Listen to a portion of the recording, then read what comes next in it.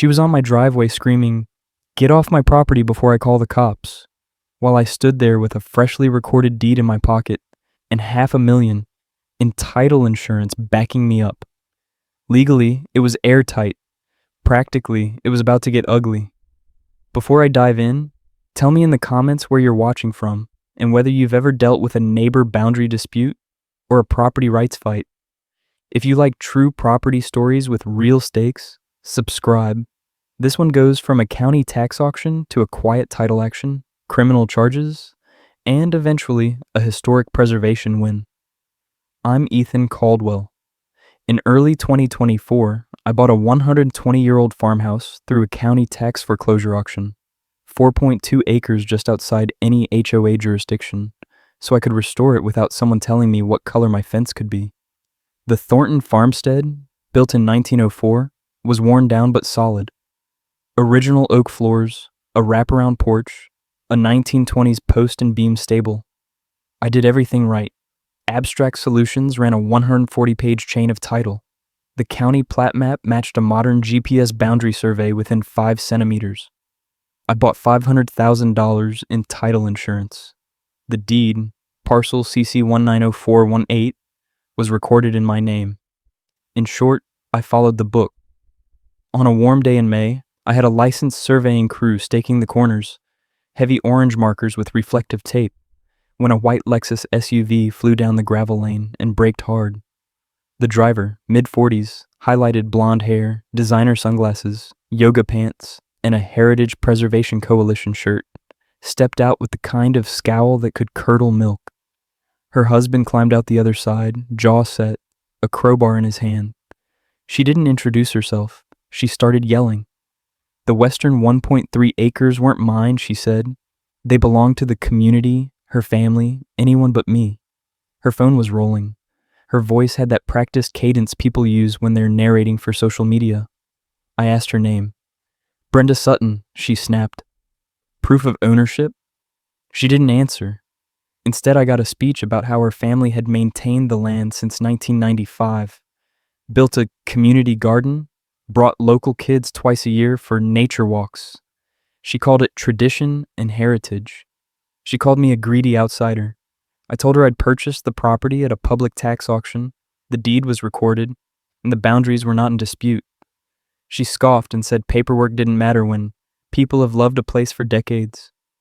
That's when the sheriff's cruiser rolled up. For a second, I felt relieved. Someone official, finally. Then the deputy stepped out. Mid-50s, mustache, the kind of look that says the verdict's already written. The name tag read, Hackett. He walked right past me and shook hands with Brenda's husband like they were old friends. He didn't ask to see my deed. He told me there had been a complaint about unauthorized surveying on disputed land and suggested I be a good neighbor and halt work. If there were historical easements or community use rights, the courts would figure it out. Until then, it would be smart to cooperate. Brenda smirked. Her husband rested the crowbar on his shoulder like a bat. My survey crew glanced at me, uncomfortable. I told Hackett I was surveying my own parcel, and if the Suttons had a legal claim, they could file it in court. His smile didn't reach his eyes. "I'd hate to come back for a disturbance," he said. "Things can get unpleasant." It was a polite threat. I sent my crew home for the day, not because I was backing down, but because I didn't want them caught between a biased deputy and an angry neighbor with a crowbar.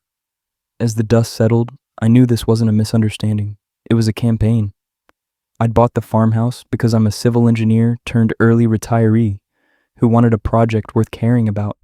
A historic farmhouse restoration, not a flip. I'd done my homework. Chain of title back to 1904. No easements, no shared use agreements, no Suttons anywhere. The Thornton family owned it until 1968, the Kellers after that. Then estate transfers, and after Mrs. Mercer died in 2021, county possession for unpaid taxes.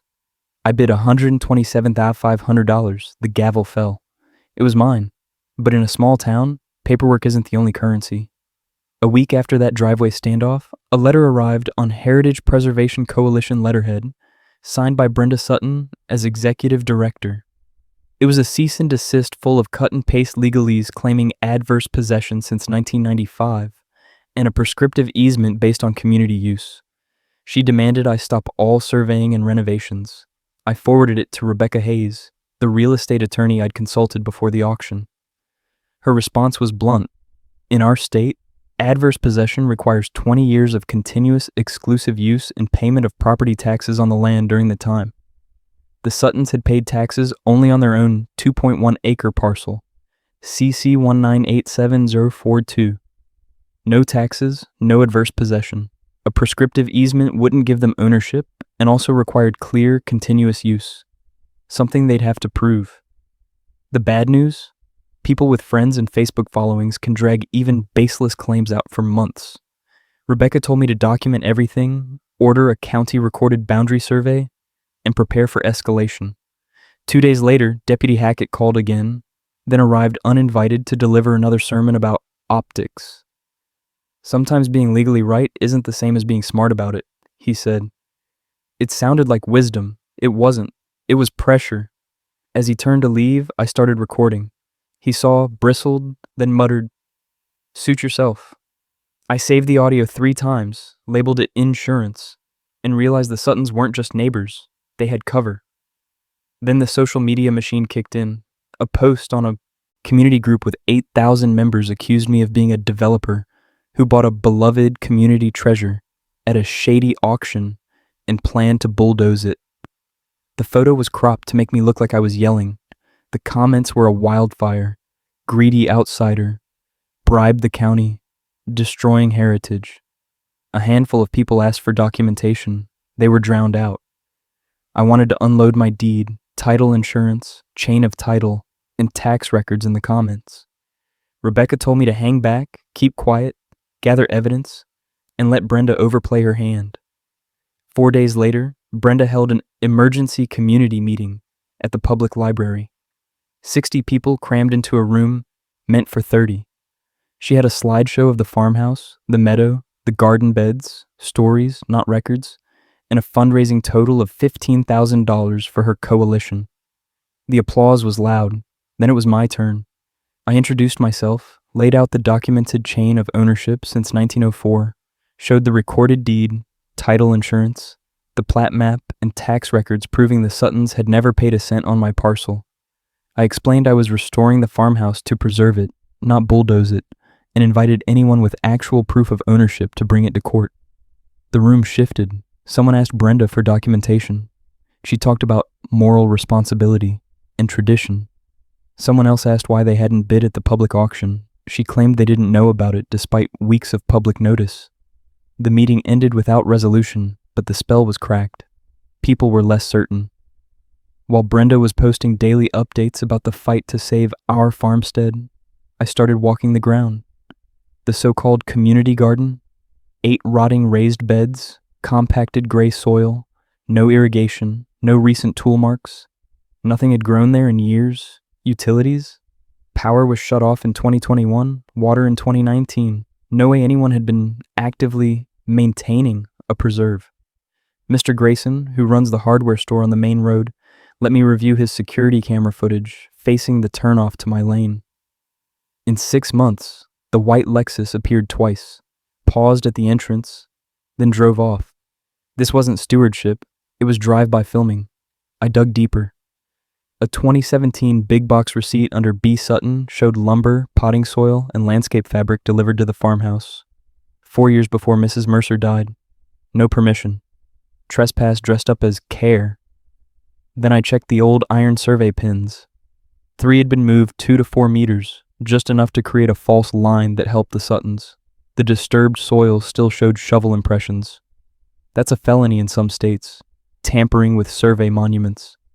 Rebecca filed a quiet title action to formally confirm my sole ownership and asked the court for declaratory relief. No prescriptive easement, no adverse possession, no rights of entry. I hired the county surveyor to run a recorded boundary survey. Her report validated the plat map and noted that 3 original iron markers showed suspected tampering within the past 24 months. We filed a criminal complaint about the markers and asked the sheriff for someone other than Hackett. The detective agreed it would be hard to prove who moved the originals without evidence. I told him I was working on that. I installed 6 discrete, high-definition security cameras with night vision and cloud backup. 2 days later, someone spray-painted "thief" in red letters across the stable and smashed siding boards. $1,800 in damage. Deputy Torres took the report and suggested security cameras. I nodded and didn't mention I already had them. 10 nights after the vandalism, at 2:17 a.m., my phone buzzed. Motion alert. A live feed showed the white Lexus at the western boundary. Brenda got out. So did Craig, crowbar in hand. They walked to a bright orange survey stake. He wedged the bar under it and pried. She held a flashlight. They didn't even try to hide. They tossed the stake into brush and moved to the next one. The audio picked up their voices. "These stakes are wrong. We'll prove it," Craig said. "No one's going to side with him once they see we're right," Brenda replied. 9 minutes and 40 seconds of crystal clear evidence. Trespass, vandalism, interference with survey markers, and a conversation about intent to manipulate the boundary. Legal gold. I copied the video to 3 USB drives, uploaded backups to secure cloud storage, and took a drive straight to Rebecca. "This is it," she said, eyes lighting up. She filed a motion to admit the footage, forwarded a copy to the district attorney, and notified the county surveyor and the sheriff's detective. The DA requested the full file. By mid-August, the dispute was the only topic in town. The county board scheduled a public hearing. The room was packed, 120 people, a local reporter, and a regional TV camera. Brenda spoke first, polished as ever. Heritage, community, history, photos of families from years back, the whole arc. Then it was my turn. I kept it clinical. Recorded deed, title insurance, chain of title, plat map, property tax records, the Suttons paid on their parcel only, utility shutoffs, photos of the overgrown garden, the 2017 delivery receipt, and the county surveyor's report noting tampering. Then I played the video. Silence. Not the murmuring kind, the drop-a-pin kind. When the lights came back up, the board asked Brenda the questions that mattered. Did you have permission from Mrs. Mercer to build on her property? She admitted they didn't. Why were you removing county survey markers at 2:17 in the morning? She said the stakes were wrong, and she just knew where the line should be. That confession did more damage than my slideshow. Public comment turned on a dime. Donors felt misled. A retired surveyor explained why moving markers is a crime. Brenda walked out before it ended. Face flushed. Craig followed. 3 weeks later, the Superior Court issued its ruling on the quiet title action. It was unequivocal. I was the sole legal owner of the 4.2-acre Thornton farmstead. The Suttons had no adverse possession claim, no prescriptive easement, no right to enter. The judge noted their removal of survey markers showed bad faith. He granted a civil harassment restraining order, barring them from coming within 100 yards of my property or contacting me in any way for 3 years. In late September, the district attorney filed criminal charges, vandalism and interference with survey monuments. Brenda took a plea deal, guilty to vandalism, interference reduced to a fine. The judge suspended a 6-month jail sentence and put her on 3 years probation, with 200 hours of community service, a $5,000 county fine, and a written apology to be filed with the court and published in the local paper. Craig paid a fine and did community service as an accessory. Civilly, the court awarded me $82,000 in damages for the stable repairs, survey work, and part of my legal fees. Rebecca recorded a lien against their property to ensure payment. The Heritage Preservation Coalition quietly dissolved. The donation account closed. The local paper ran a follow-up. Property dispute ends in criminal conviction for local residents, with stills from the surveillance footage. As for Deputy Hackett, I filed a formal complaint with the sheriff's office. Internal Affairs reassigned him to a different beat and reprimanded him for failing to remain impartial. It wasn't dramatic, but it was an acknowledgement that property disputes are not a deputy's sandbox. What did I learn? Belief doesn't create legal rights. A Facebook narrative can bury facts for a while, but evidence is stubborn. Title insurance, a recorded boundary survey, a good real estate attorney, and meticulous documentation. Those are your tools in a property rights fight. Security cameras don't just catch vandals, they protect you against he said, she said. When the last legal document cleared and the restraining order went into the frame on my farmhouse office wall, I could finally do what I came here to do: restore a historic farmhouse. Over 7 months, I spent $63,000 on the restoration, not counting legal fees. We sanded and refinished the original oak floors, rebuilt the wraparound porch with milled boards matching original dimensions, repaired the clay tile roof using salvaged tiles from a demolished barn 3 counties over, and brought the 1920s timber frame stable back to life, with hand-split cedar shakes and traditional joinery. Where I couldn't save original material, I matched it exactly. Historic farmhouse restoration isn't just carpentry, it's stewardship. In April 2025, I hosted the Thornton Farmstead Open House. I invited everyone: supporters, skeptics, the County Historical Society. About 80 people walked the rooms, ran hands along oak beams, asked questions, and shared memories of Mrs. Mercer and the farm as it used to be. The hardware store owner, Mr. Grayson, brought a framed 1950s print of the farmhouse. His wife stood with me in the clearing where the old raised beds rotted and designed a small heritage garden with native wildflowers, herbs, and heirloom vegetables. Families planted seedlings.